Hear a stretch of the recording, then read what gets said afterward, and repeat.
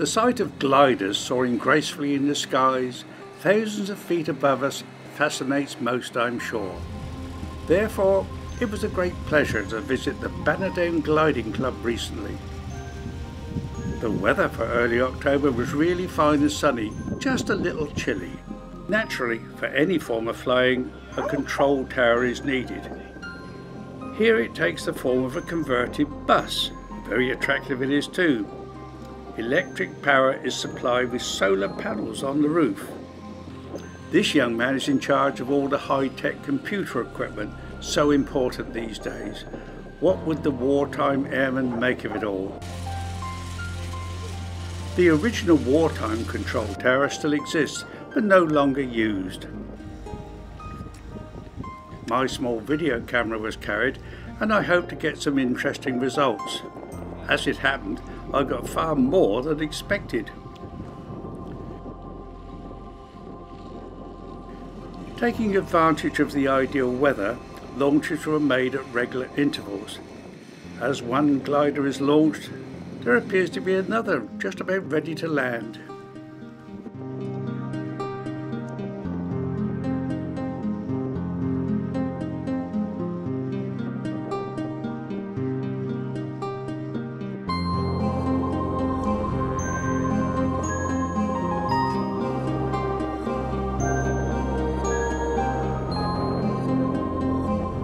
Being a member of a gliding club means far more than just flying. Everyone is expected to assist. There's the everyday tasks such as retrieving the landed gliders and preparing for the next launch. It appears that most of these sleek flying machines, costing many thousands of pounds, or should that be euros, come from Germany these days. All those years ago, it would have been British gliders that filled the runways and skies here.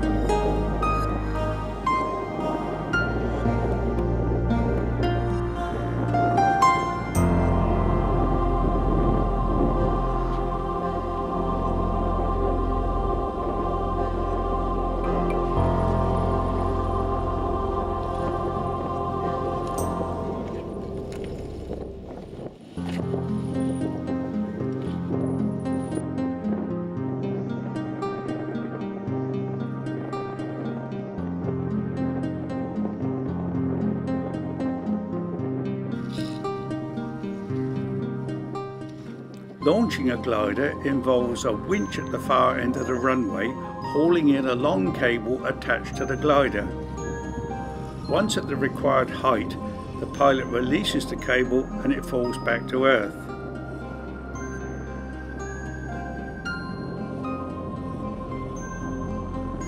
It's here that this other winch winds in the cable to make ready for a fresh launch a few minutes later. I'm going to use it.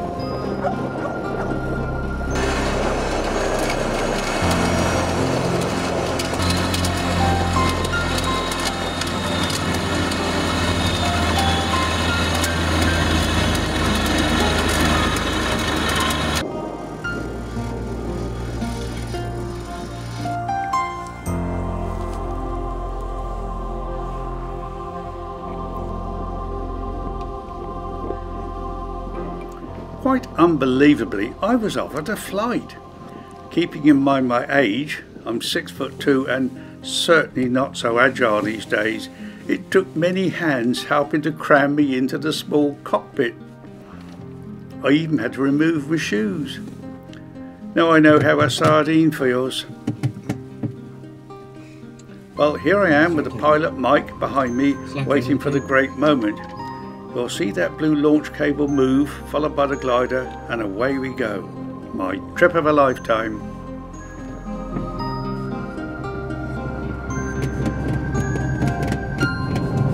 There we go.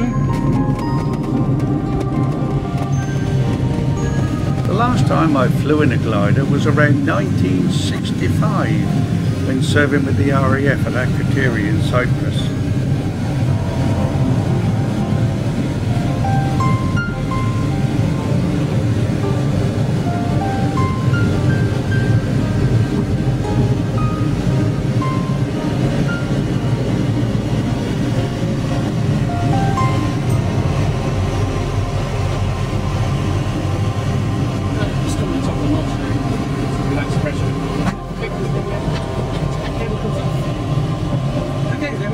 There we are. And nearly 1,500 feet.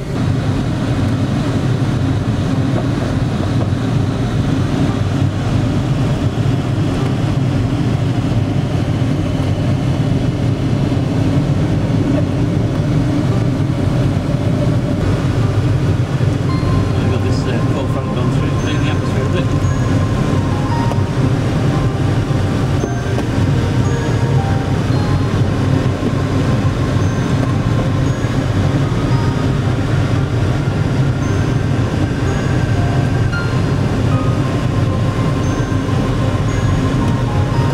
Feel better now. Oh yeah.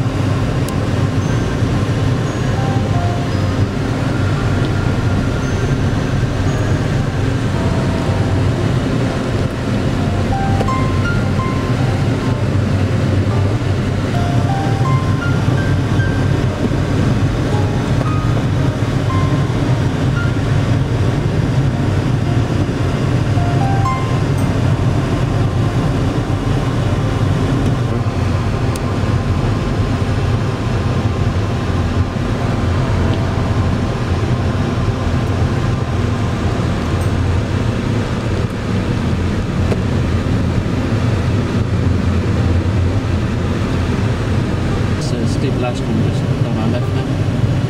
Below us on the left. Oh yeah.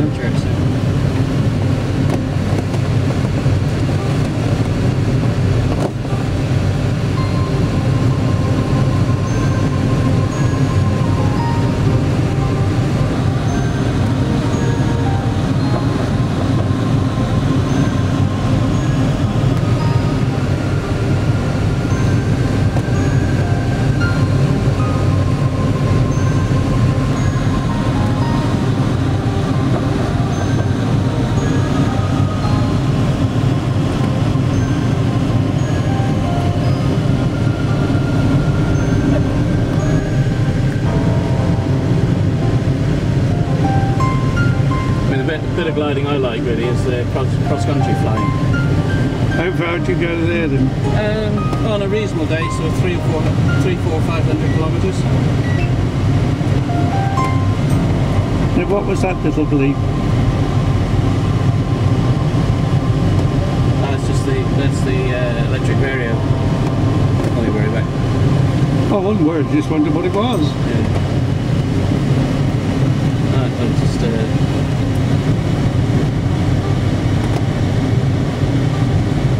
downwind right now to land.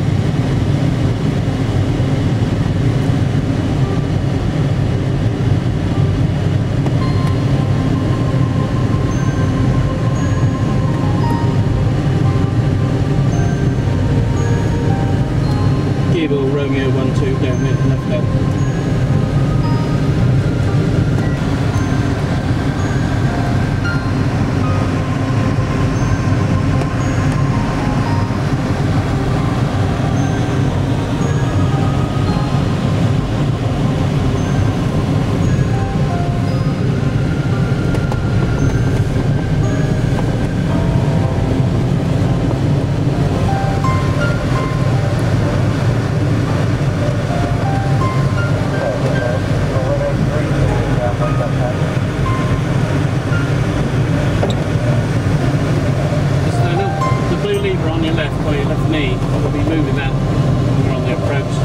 I see. I did feel it. Yeah, so we just keep your knee sort of clear of that a little bit. Yeah.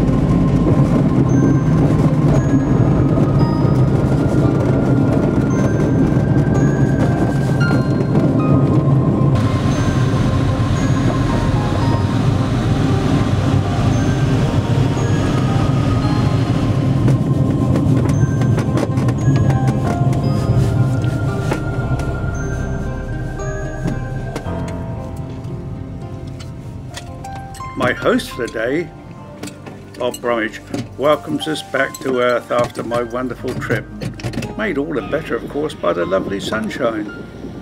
My thanks to Bob, Mike the pilot and all on the ground for making it possible.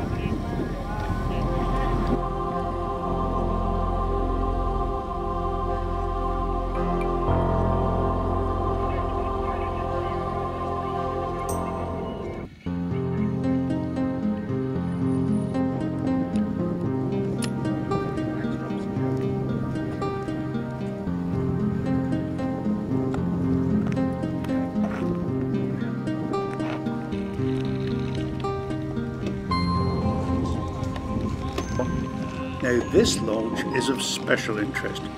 Partway through the launch it's abandoned and the pilot lands again. This is a regular test to ensure that the pilot is skilled should the launch cable break or some other minor mishap takes place. Note the air brakes on the wings being deployed.